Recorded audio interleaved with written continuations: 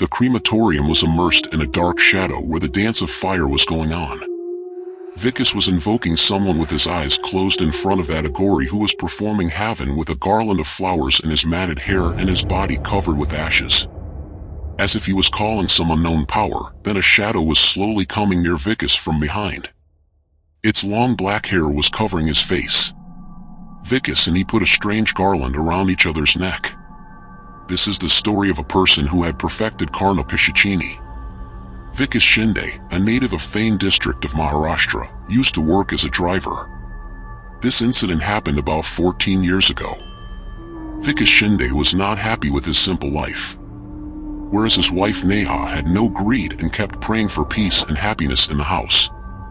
Vicus was getting ready and was leaving the house when Neha brought the puja plate and applied tilak on Vicus' forehead.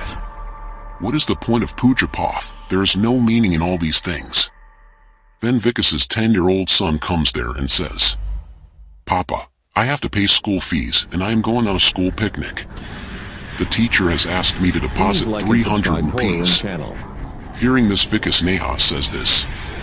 "Did you hear how I manage all this in a simple job of a driver?" Saying this, Vicus leaves from there. It was night already. Vicus had to leave for home. Vicus was thinking that if he could meet someone on his way home, then he would get some money for his child's school fees. Meanwhile, he saw a hand on the highway. Vicus was happy in his heart that now he is going to meet someone, but his thoughts did not last long. He stopped and there was someone there. His appearance was scary, maybe an Agori. That Agori Baba said to Vicus' son, "I have to go 2 kilometers ahead. I am very tired. Will you give me money?" Hearing this, Vicus said that, "Do you have money?" "But I do not have money. But I have a lot more to give you than money, Baba. In today's era, money is everything." "Okay, if you don't have it, then let me give it to you. Come sit down." I sat in the house of Baba Vicus and they started. Baba said to Vicus, "Son, you seem very troubled. Tell me your problem. Maybe I can help you." "Baba, what can you help me? I am tired of this life. Driving a taxi from here to there, from there to here, there is no fun in life. You will make me travel. Come, I will make you travel. Whatever you want will happen. Tell me you have courage." "I have a lot of courage, Baba, but what can you do for me? Don't think of the Agori as mad. I have a lot. I will give you cities. I will do such sadhana for you that you will play with gold and silver. Come at 12 o'clock on the night of Amavasya." Vicus, who was seeing dreams, got greedy after listening to the words of the Agori and reached the place exactly on time where the Agori had set up his camp. He had started his sadhana. Seeing Vicus, the Agori said, "Come on, child, you do as I say today. I will do the sadhana of Karna Pichichini. She will come here and will be yours. She will give you everything. She will tell everything in your ears to the people, what had happened, what is going to happen, what has happened. She knows everything. She will meet you with the people and he will become one by telling the people." Vicus takes off his clothes and sits in front of the Agori and starts chanting the mantras as Agori says. Just then Karna Pichichini slowly came close to Vicus from behind. Vicus was about to put a garland around her neck when she said, "Wait. First 3 vows. Then I will be yours. If there is any doubt, then everything will be taken away. I will also leave. All wealth will be lost. Even your life can be lost. I promise. You will not tell anything about me to anyone, I promise. You will satisfy me like a wife. And me. And that too whenever I want, I promise. Third and last vow. You will never ignore me, you will never leave me. I promise." Saying this, Vicus made her wear a strange garland of bones. Kin Pichichini put her hands forward and suddenly a similar garland appeared in her hand. While putting the garland on Vicus, she said, "Now I am yours till my last breath." Vicus now stopped near the taxi. Kin Pichichini was also with him. Just then a car stopped near Vicus and its driver asked Vicus, "Sir, how to go to Goregaon? I have lost my way."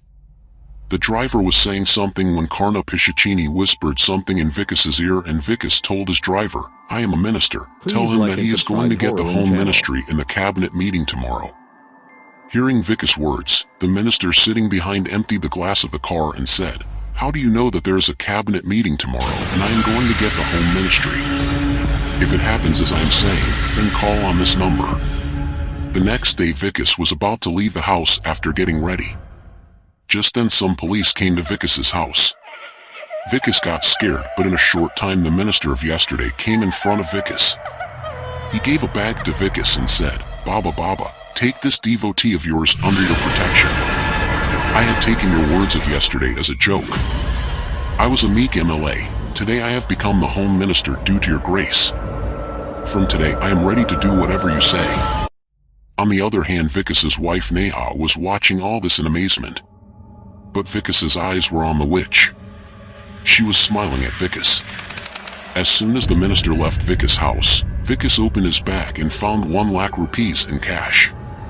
Seeing this, Vickis said to Neha, look, all our poverty is nothing. More will come. But Neha interrupted Vickis and said to him, but what did you do that they gave so much money and went away? You count the seeds and eat the mangoes. Saying this, Vickis took his taxi and left. Karna Pichachini was also sitting in the taxi with Vickis. She mumbled something in Vickis's ear. Vickis stopped the taxi in front of the bungalow. A family was going somewhere after keeping their luggage at the gate of that bungalow. Then Vickis shouted loudly, don't go. If you go then your death is certain. If you want to go then go tomorrow. Hearing this, the man keeping the luggage tells the guard, hey, who is this mad person? Yes, remove him from here. Then the man's wife says, since morning I am feeling some fear in my mind, and in addition this man has suddenly come here and is saying such things. Please cancel today's plan. Saying this they go inside the house. It was night. Vickis came home. He told Neha to serve the food. Neha and Vickis were having food when Karen Pichachini whispered something in Vickis's ear and Vickis went out of the house with the food plate, and when he came home late, he had a bottle of liquor and some food items in his hand. When he opened the stuff he had brought, there was chicken in it. He started drinking liquor while eating the leg piece of the chicken. Neha was watching all this with astonishment.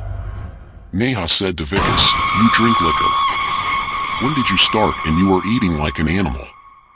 Hearing her, Vickis got up. He hit Neha hard and said that you will not stop me for anyone, and if you stop, I will do the same to you. One more thing, from today onwards, Neha starts crying after seeing all this near the wall. It was morning. Yesterday, Vickis went in front of the bungalow and warned his wife. Hey, do you listen? Come quickly and watch this news. Both are watching the news sitting on the sofa. A passenger plane of India crashed.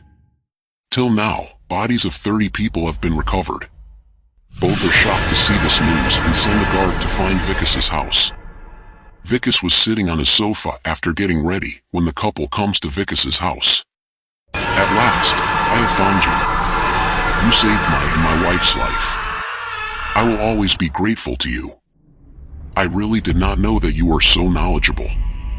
Vickis looks at them and says, I know everything. What is happening? What is going to happen?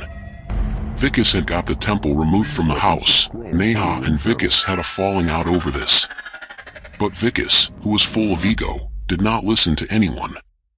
Now people started knowing Vickis as an intuitive Baba. Within a few months, Vickis Shinde's name spread far and wide. People started coming to him to know their future. Vickis had now bought a big house. He had everything.